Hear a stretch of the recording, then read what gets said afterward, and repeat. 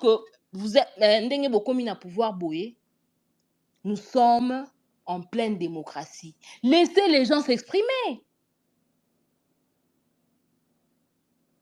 Laissez les gens dire que vous avez échoué. Oui, vous avez échoué. Lamentablement échoué. Donc, tout citoyen qui dénonce la mauvaise gestion est directement traité des Rwandais. Incroyable. Incroyable. Les Kenyans. Il y a aussi la corruption au Kenya, non? On a vu les manifestations avec la Gen Z. Mais comment ils arrivent à avoir toutes ces infrastructures routières? Pourquoi pas ça chez nous? Pourquoi on ne doit pas vous questionner? Incroyable, cher Nadège. Merci. C'est vraiment triste. On va prendre Alain Kato et ensuite Son of Congo et on va prendre M. Marc. Ouais, merci beaucoup pour la parole. Hein. Bonsoir à tout le monde. Et aussi, courage. Vous m'écoutez très bien? Oui, 5 sur 5. Oui, aussi beaucoup courage à Gloria. Bien sûr, on vous soutenait quand vous étiez en prison et on continue à soutenir tous ceux qui sont en prison. Moi, je voulais d'abord juste dire une chose. Les gens de l'IDPS n'ont pas de leçons à donner à qui que ce soit. Parce que à l'époque de Mobutu, quand Kabila avançait, c'est bien l'IDPS qui a soutenu tout ça. Il disait aux gens que c'est notre frère, tout ça, tout ça. Les vidéos existent où les gens de l'IDPS disent à haute voix que les Kinois doivent accueillir la rébellion. Pour ceux qui étaient à Goma avant ou qui savent l'histoire, même quand en 2012, quand les M23 avançaient pour prendre Goma, c'est au bureau de l'IDPS où on affichait s'ils sont à combien de kilomètres de Goma. Donc, l'IDPS a toujours soutenu les rébellions. Ça, c'est connu. Et si aujourd'hui, ils accusent les autres on veut museler les gens parce qu'ils peuvent dire quelque chose, soit ils sont rwandais ou ougandais, je ne sais pas quoi, mais ils n'ont pas de leçons à donner. Ce sont eux qui collaborent avec ces gens-là. Parce que quand les M23 étaient à Kinshasa pendant 14 mois, ce n'est pas les frères Nathanaël qui les ont amenés là-bas. Vous comprenez? Donc, ce sont des gens qui sont là, ils veulent museler tout le monde, comme on peut dire, Tosa Obika. Donc, moi, je suis vraiment déçu de ce pays. Hein, et c'est vraiment triste. Et je pense que nous devons toujours continuer à dénoncer, faire pression, ceux qui sont dans les pays étrangers en Occident, faire le rapport à vos sénateurs, faire le rapport à vos députés, faire pression sur pression, jusqu'à ce que Nathalie soit libérée, ainsi que tous les autres prisonniers. Parce que c'est vraiment grave, c'est pas comme ça qu'on doit vivre dans un pays. Merci et bonne soirée à tout le monde. Merci beaucoup, mon frère. On va prendre Son of Congo, ensuite M. Marc. Oui, bonsoir, vous m'entendez? 5 sur 5. Ouais, bonsoir Nadège, bonsoir Alèche, bonsoir Gloria, Alain et tous nos frères et nos sœurs qui se trouvent dans le space ce soir. Je sais que c'est... En fait, pour moi, personnellement, ça me fait très mal parce que je connais Nathanaël personnellement. On échange beaucoup. C'est vraiment un frère, un petit frère à moi. Ce que nous sommes en train de voir aujourd'hui, je pense que, comme je l'ai même écrit, hein, c'est pas quelque chose qui joue à l'avantage de notre gouvernement. Je pense que cette jeunesse, ce qu'on est en train de faire, c'est aujourd'hui, ce qu'on est en train de voir aujourd'hui, on est en train de radicaliser la jeunesse et non l'inverse. Vous savez, Alain vient de dire quelque chose de très important. Les personnes qui se trouvent aujourd'hui en position de force ont été aussi, faisaient partie de cette opposition. Vous voyez? Et si vous regardez, parce que les archives sont là, les vidéos sont là, eux, ils luttaient par rapport à quoi? C'était quoi leur lutte? Quand vous voyez un jeune Tshisekedi qui se bat à l'aéroport de Zaventem par rapport à son père et il se blesse sur la joue, c'est parce qu'ils avaient une volonté pour voir un changement dans un pays qui est considéré sous dictature. Et aujourd'hui, quand ce même président se retrouve à l'opposé, ben, on se rend compte que c'est les mêmes tactiques. Et là, ça nous pousse vraiment à réfléchir, à se demander, mais on fait, pourquoi on entre dans la politique dans ce pays? Est-ce pour s'enrichir? Est-ce pour devenir des hommes puissants? Ou c'est réellement pour servir le peuple? Et c'est ça la vraie question qu'on doit se poser aujourd'hui. Parce que culturellement parlant, ce que nous rencontrons aujourd'hui au Congo, c'est que on prend automatiquement euh, des conseils ou des réclamations comme des actes de trahison ou de guerre.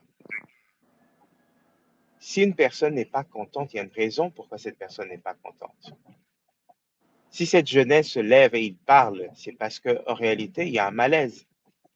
Parce que si tout allait bien, je ne pense pas que vous allez voir des jeunes comme Nathanaël euh, qui est en train de se battre, de parler et mettre sa vie en danger, parce qu'en réellement, aujourd'hui, faire la politique au Congo, c'est mettre sa vie en danger. Donc, on quitte cette politique qui doit normalement être un acte de service, d'activisme. Aujourd'hui, c'est devenu une mise à mort. Comme vous venez de dire, notre sœur, quand vos parents vous disent, mais qu'est-ce que vous êtes en train de faire? Il faut faire attention. Donc, c'est plus quelque chose de noble, ça devient quelque chose que vous prenez un risque. C'est comme si vous êtes dans une vie de gang, par exemple. Parce que pour moi, je le vois, ce que je me rends compte, cette politique, elle est devenue c'est des gangs. Parce que vous n'y entrez pas, quand vous y entrez, c'est pas pour servir le pays ou ni pour faire des vraies réclamations pour des changements, mais non, mais vous commencez à avoir peur. Parce que un jour au lendemain, parce que pour quelque chose que vous avez dit ou dites, on va vous arrêter, on va vous cagouler, on va vous enlever, et puis après, on parle de terrorisme et ainsi de suite. Je pense que ce qui se passe aujourd'hui, c'est très dangereux. C'est très dangereux parce qu'on est en train de radicaliser nos jeunes.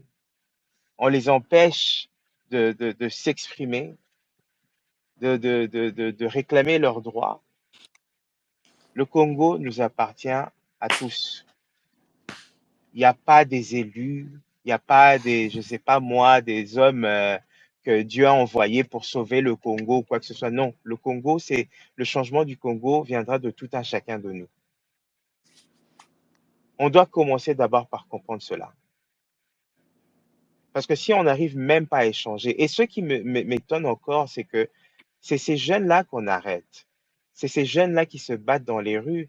C'est ces jeunes-là que vous voyez en train de mourir dans les forêts, dans des rébellions. Mais les dirigeants, quand ils partent se rencontrer à Doha ou à Washington, ils sont là, ils parlent avec beaucoup de civilité. Mais les vraies victimes, c'est ces jeunes-là qui sont là, qui prennent le risque dans les rues de Kinshasa, dans les forêts du Massissi, dans les forêts dans les villes comme les Goma et tout consort. C'est eux qui perdent leur vie. Donc, quand vous partez discuter, c'est toute une civilité. Vous discutez, vous mangez. Vous êtes dans des hôtels de luxe. Mais regardez cette jeunesse congolaise. Regardez cette réalité. Parce que eux-mêmes, ils sont là en train de critiquer. Quand on regarde la ville de Kinshasa, par exemple, pour voir comment la ville elle est sale, c'est pas le président lui-même qui avait dit que la ville elle est sale. Donc, quand les jeunes vont se lever et dire que, mais écoutez, mais c'est quoi cette ville qui est sale comme ça? Donc, automatiquement, vous devenez ennemi de l'État. Je pense que cette hypocrisie doit cesser. On doit comprendre qu'on est tous Congolais. Au lieu de se créer des ennemis politiques, essayons de discuter, d'approcher ces jeunes, leur demander, mais c'est quoi vos revendications? Comment on peut changer? Est-ce que vous pensez réellement que si ce gouvernement va approcher un jeune comme Nathanaël pour écouter leurs revendications, comment ces jeunes-là peuvent aider, même conseiller pour voir un changement dans ce pays? On allait se retrouver dans des situations comme on se retrouve aujourd'hui. Il faut vraiment qu'ils prennent le temps de réfléchir et de penser à ça. Des revendications, ce n'est pas totalement des gens qui vous attaquent. Ça peut aussi être des conseils qui peuvent être constructifs pour changer le pays, pour voir une autre perspective, pour trouver des solutions pour cette jeunesse réellement, pour ce pays réellement, pour une paix réelle, au lieu d'attaquer. Et c'est ça qui fait mal. Vous écoutez pas, on veut écouter personne. On veut écouter personne. Je ne sais pas si ils sont des experts en tout et pour tout, mais je pense aussi que cette jeunesse aussi, ils ont un mot à ajouter. Parce qu'ils vivent cette réalité tous les jours. Comment vous voulez apporter un changement dans un pays où vous n'écoutez même pas les personnes qui vivent cette réalité? Et c'est ça qui est étonnant. Vous vivez dans un luxe, vous avez des chauffeurs, vous avez des voitures climatisées, mais la réalité que le Congolais lambda vit tous les jours, pas d'emploi, pas de moyens de transport sains, pas de mode de vie sain, il y a pas de système de santé qui universel. Ça, c'est une évidence. Et comment vous allez changer c'est la vie des Congolais si vous les approchez pas? Si vous vous mettez même pas dans leur état? Et peut-être même que vous avez vécu ça, mais aujourd'hui, vous oubliez tout parce que vous êtes dans des situations beaucoup mieux que cette population-là. Donc moi, mon souhait, c'est que Bakondi Yamboka Wana, ce peuple n'est pas votre ennemi, cette jeunesse n'est pas vos ennemis. C'est vos frères, c'est vos sœurs, c'est vos enfants. Boyoka Bango. Boyoka Bango et trouver des solutions ensemble. N'aliénez personne. Parce que quand vous aliénez, c'est là que l'ennemi entre. Donc vraiment, prions pour Nathanaël, que Nzambe abatte la place à Zali, et j'espère réellement que la vérité va triompher dans ce problème. Mais c'est vraiment un moment triste. J'ai passé une sale semaine avec ce que nous vivons avec Nathanaël. Vraiment, que Nzambe asunga biso parce que là, ça devient un peu de trop. Donc, bonne soirée à vous et merci pour le space, Alej.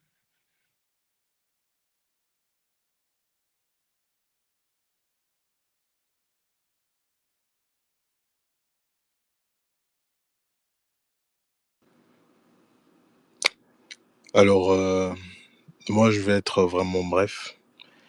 Et je remercie encore, c'est ma deuxième fois que je monte là pour discuter et parler. Je ne sais pas où se trouve Madame Nadège, celle qui est en train de régir le space, mais bon, je vais quand même y aller parce qu'elle m'avait dit que c'était moi. Bonsoir à tous et j'espère que tout le monde se porte bien. C'est quand même triste aujourd'hui, mais il faudrait qu'on fasse un petit récapitulatif sur tout ce que nous sommes en train de voir et tout ce que nous avons dit, tout ce que nous avons entendu.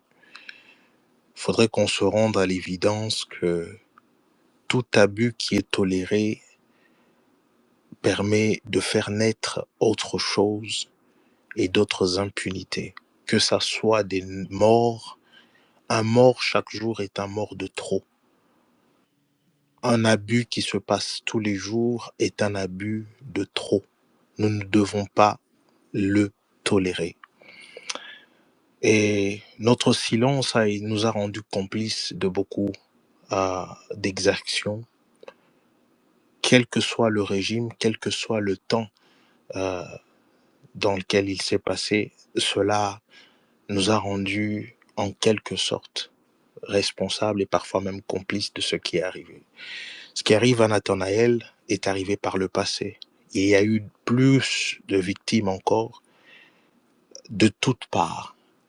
Et notre inaction, quand nous voyons un mort, quand nous entendons qu'il y a des tueries, par exemple, toutes ces personnes ont droit à la vie. Vous allez vous imaginer si vous prenez l'âge de quelqu'un et qu'on vous dit qu'on l'a tué, on l'a abattu, ou qu'on arrête une vie comme celle de Nathanaël en plein processus, vous allez vous rendre compte que c'est c'est quelque chose de très grave. Mais nous avons tellement banalisé ça dans l'esprit congolais, dans notre propre être, que ça devient une norme ou quelque chose d'insensible. Comme je le disais tantôt, sont des exactions de trop. Un mort, c'est un mort de trop. On ne devrait même pas l'expliquer. Que ça soit le professeur qui a été tué à l'Unikin, que ça soit un jeune qui meurt, que ça soit quelqu'un qui meurt à cause de l'insécurité, ce sont des morts de trop. Alors je veux rappeler tout simplement quelques principes avant que je ne laisse passer la parole. C'est que nous avons un système politique qui est vraiment défaillant. Pour un bref passage, si on veut faire sur la trame historique de ce qu'a été le système politique dans le monde, pourquoi il a été créé, c'est parce qu'il est basé sur un certain nombre de fondements, des prescrits, des lois. C'est parce qu'il y a un agenda, c'est parce qu'il y a une gouvernance. Et qui dit système politique parle d'un État. Il parle de ces éléments constitutifs, de la population et ainsi de suite. Nous devons nous rendre compte qu'aujourd'hui, nous avons désacralisé tous les éléments qui font partie de l'État, que ça soit le territoire avec l'insécurité qu'il y a.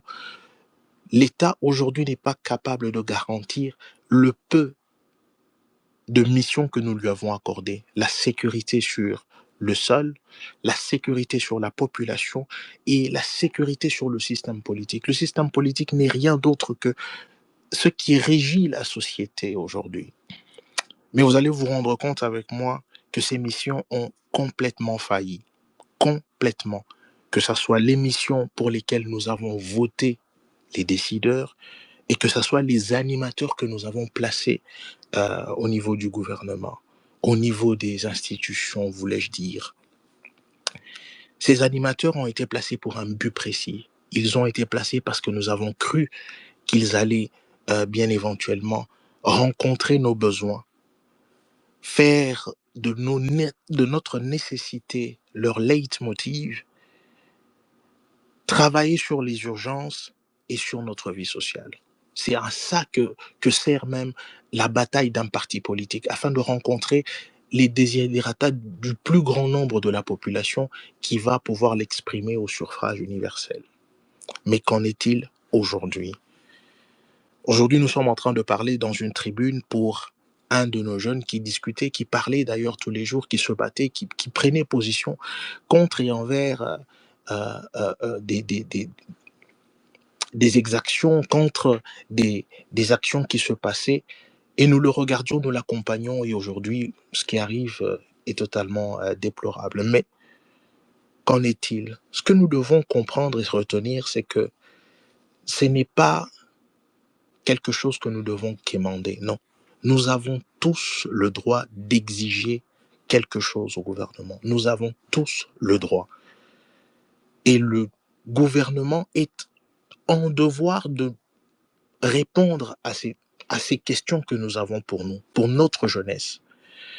Pourquoi ? Parce que si on renonce à ce droit de demander des comptes, nous sommes une part de la population qui parfois, à défaut d'avoir donné notre voix à nos animateurs et avoir souscrit à un système politique, ne nous trouvons plus représentés par lui.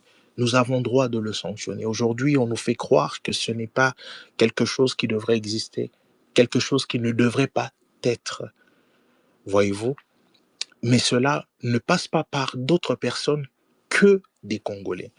Madame a raconté son témoignage qui était glaçant, et on va le dire, les personnes qui sont les animateurs des services de sécurité, les personnes qui sont chargées de faire des missions d'inspection, des missions d'arrestation ou qui travaillent pour la justice, aujourd'hui ne travaillent en réalité pas pour la mission pour laquelle ils ont été créés. En effet, ils sont là pour répondre tout simplement à qui va leur donner le plus de bénéfices. Et en l'occurrence, aujourd'hui, les politiciens. Mais il faut savoir que nous avons permis cette destruction au plus profond de l'État et pendant des années, que ça doit s'arrêter aujourd'hui. Je comprends que prendre des risques pour la vie de tout le monde devient très compliqué. On ne peut plus demander, on a discuté avec Katsuva ici, on a discuté un peu plus tôt, et c'est quand même aujourd'hui compliqué de drainer des populations sur les voies publiques parce que vous n'avez pas la garantie que leur sécurité sera assurée. Chose qui est, encore une fois, un droit et non quelque chose que nous devons aller quémander. Voilà pourquoi nous avons mis des lois. Nous avons des lois, nous avons souscrit. Et qu'on ne vous trompe pas, nous sommes régis par une constitution, mais cette constitution, en réalité, elle est au-dessus de nous, mais elle n'a aucun autre pouvoir qui dépasse la population, parce que c'est cette population qui l'a accepté, d'abord qui lui a donné sa souveraineté. Elle ne peut donc pas disposer sur la vie de qui que ce soit. Et à plus forte raison, les animateurs de l'État. C'est encore une fois triste de ce que nous sommes en train de voir. Les pressions que nous sommes en train déjà de faire, nous devons les continuer, mais nous devons absolument mettre en place un système qui nous rassemble et qui nous donne une seule voix, une seule vision de ce que nous devons avoir, de ce que nous devons exiger, de ce que nous devons rappeler. Parce que parfois, on se rend compte que nous sommes en train de discuter entre nous, mais nous ne sortons parfois pas les conséquences de ce que nous avons fait. Bientôt, c'est sûr que nous allons mettre un terme à la discussion, mais qu'avons-nous retenu? Que ferons-nous demain? Que prenons-nous comme initiative? J'ai entendu, il y en avait plusieurs, mais est-ce que nous les avons toutes retenues?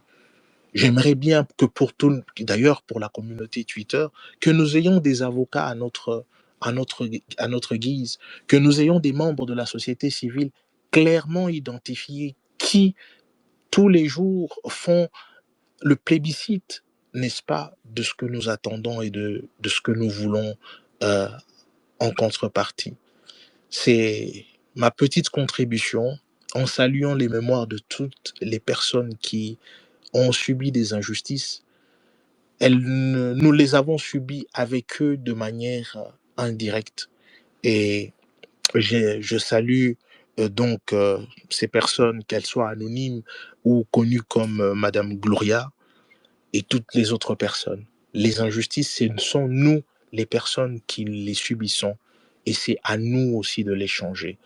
Je vous invite à toutes et à tous d'y réfléchir et surtout qu'on puisse penser d'une même voix. Ce pays nous appartient tous.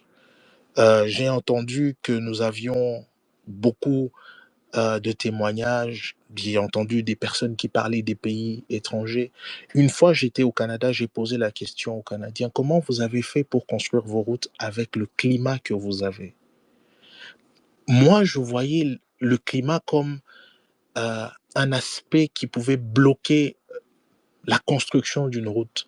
Mais en réalité, moi, je me posais la question par rapport à notre pays. Si nous avions un climat comme le Canada, est-ce que nous aurions même 1 kilomètre de route? Je ne pense pas. Parce que ce que nous avons comme mission, l'État ne le garantit pas, même pour notre propre développement. Que ce soit les taxes qui sont payées, que ce soit la gestion du budget de l'État, c'est anormal ce que nous sommes en train de vivre. Et la répression que vous voyez, que nous voyons tous, ne vous dites pas que ce sont des choses que vous méritez. Vous ne le méritez pas. On ne le mérite pas. Directement ou indirectement, on ne le mérite pas. Alors, prenons notre... Moi, j'aime bien dire take action, c'est mettons-nous à agir. La plus petite chose, disais-je tantôt, c'est de faire une action au moins tout le temps pour ne pas s'évader. Mais si on pouvait s'unir et avoir une vision claire de ce que nous avons aujourd'hui, par exemple, même s'appuyer sur des partis politiques, ça ne garantit plus que vous allez pouvoir vous exprimer. Parce qu'avant, au moins, on pouvait le dire, même sous le régime de M. Joseph Kabila, on pouvait faire une répression ou une pression avec les partis politiques. Mais aujourd'hui, Les partis politiques, on arrive à rayer des partis politiques, on arrive à pouvoir désactiver un parti politique, ce qui est un groupe qui rassemble des personnes de manière constitutionnelle, de manière légale. Si nous arrivons à un haut niveau comme celui-là, sur 900 partis politiques, on commence à rayer, alors qu'on peut faire mieux. Je trouve qu'on a atteint le fond. Mais bon, qu'à cela ne tienne, je ne vais pas garder la parole plus longtemps. Je vous remercie surtout pour toutes vos idées que vous êtes en train de partager ici, de part et d'autre.